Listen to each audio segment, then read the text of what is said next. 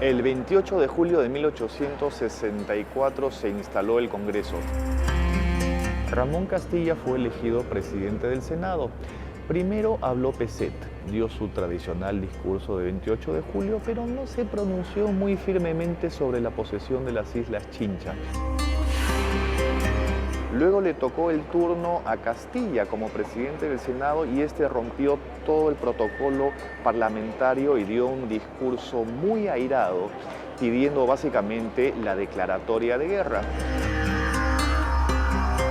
El discurso de Castilla fue muy duro, pero hay que recordar que el Perú vivía en esos momentos una situación muy dura. Lo que él hizo fue colocar el debate político en términos de principios. Después Castilla fue apresado y deportado a Gibraltar, pese a su condición de expresidente en 2 ocasiones y héroe de la independencia.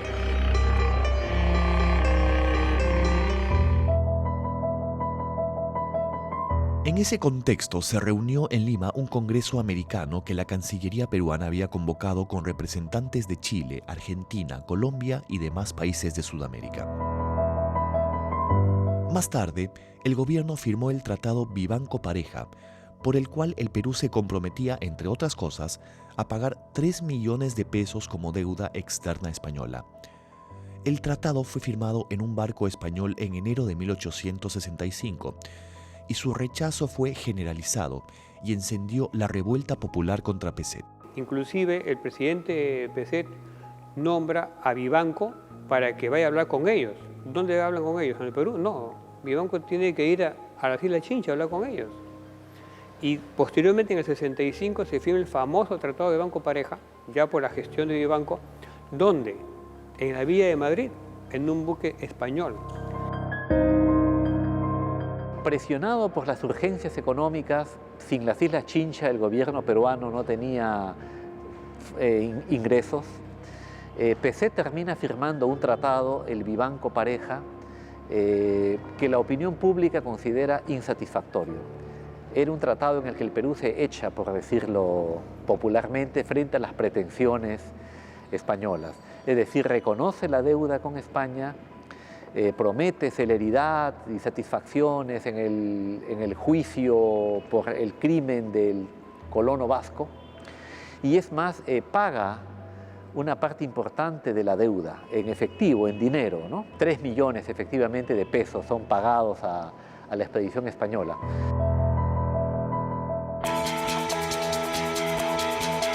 Luego de la firma del Tratado Vivanco-Pareja, algunos oficiales y marinos españoles desembarcaron en el Callao. Como la población en general estaba muy descontenta con los términos de este tratado, se produjeron algunos desmanes.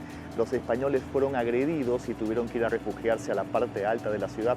Aquí en el Callao incluso un oficial español fue asesinado y varios otros resultaron heridos. En la noche los revoltosos trataron de asaltar el Palacio de Gobierno y fueron repelidos por la policía, que causó un gran número de heridos entre los atacantes. Ante la revuelta popular, el gobierno se aisló completamente de la opinión pública y estalló una revolución conducida por Mariano Ignacio Prado desde Arequipa. El movimiento se propagó por todo el país. En las puertas de Lima, el ejército insurrecto realizó un movimiento estratégico y capturó la capital sin disparar un solo tiro. Y así Mariano Ignacio Prado derroca al gobierno de Pezet y van a tener lugar nuevas negociaciones, pero en verdad ya la flota española había cobrado y en verdad fue difícil cambiar este tratado, digámoslo así, ¿no?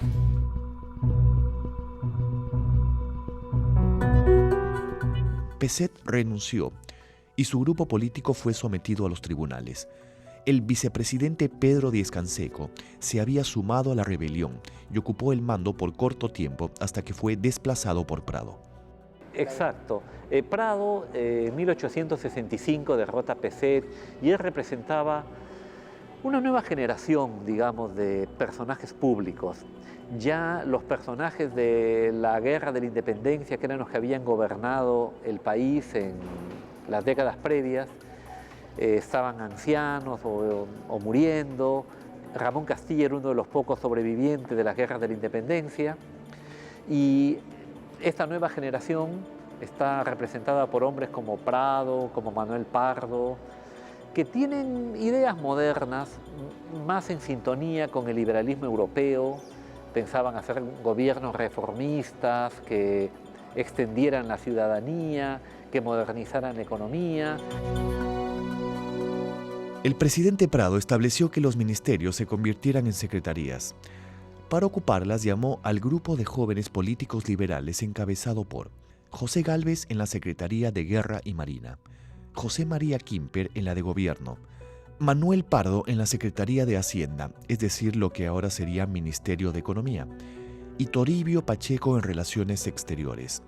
Este fue llamado el Gabinete de los Talentos. Porque figuraban en él personas jóvenes, muy ilustradas y con gran respeto en la comunidad intelectual, ¿no?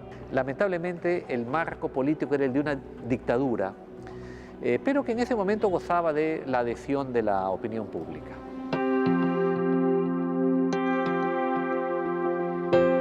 Pacheco declaró la guerra a España y dio decretos que impedían a los españoles salir del país y realizar transacciones. También se dedicó a establecer la política de alianza con Chile, Ecuador y Bolivia. Manuel Pardo afrontó los problemas de obtener recursos extraordinarios para la guerra. Quimper tomó a su cargo el orden público, que estaba perturbado por la revolución que acababa de triunfar, mezclado con la guerra misma que se avecinaba y los vaivenes de la política interna.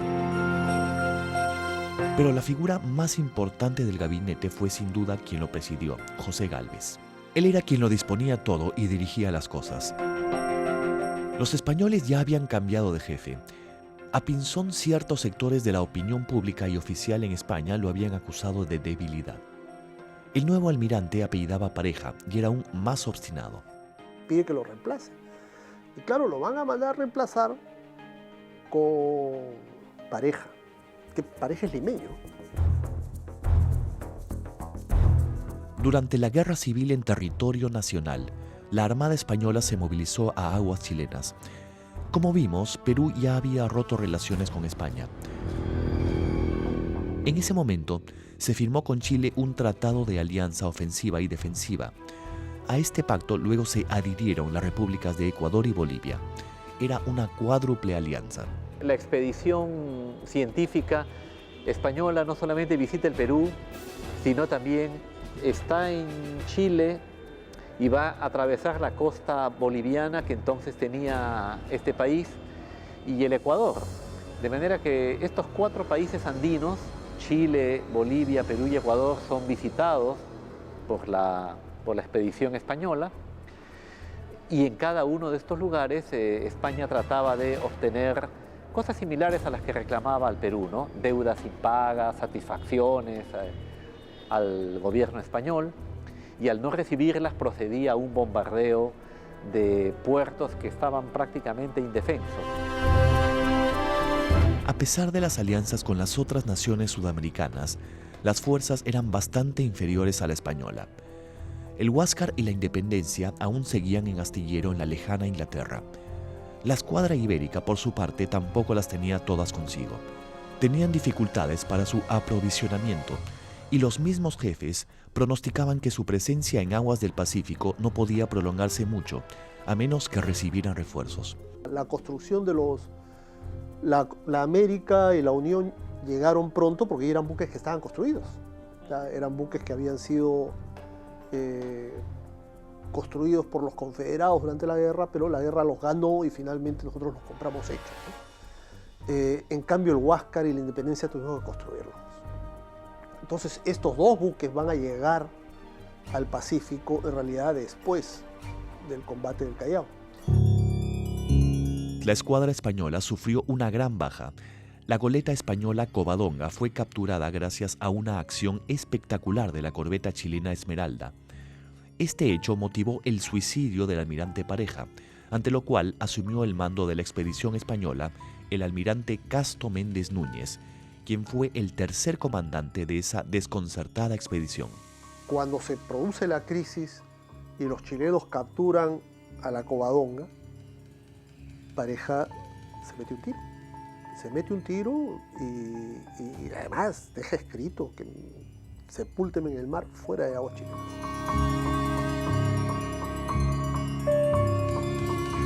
Antiguamente los barcos tenían en la parte de adelante o en la proa lo que se llamaba el mascarón de proa, que eran figuras muy grandes talladas en madera, como esta por ejemplo, que supuestamente protegían espiritualmente al barco. Este representa a la diosa Minerva y era el mascarón de proa de la nave española Nuestra Señora del Triunfo, que fue la primera nave española en llegar con la expedición científica.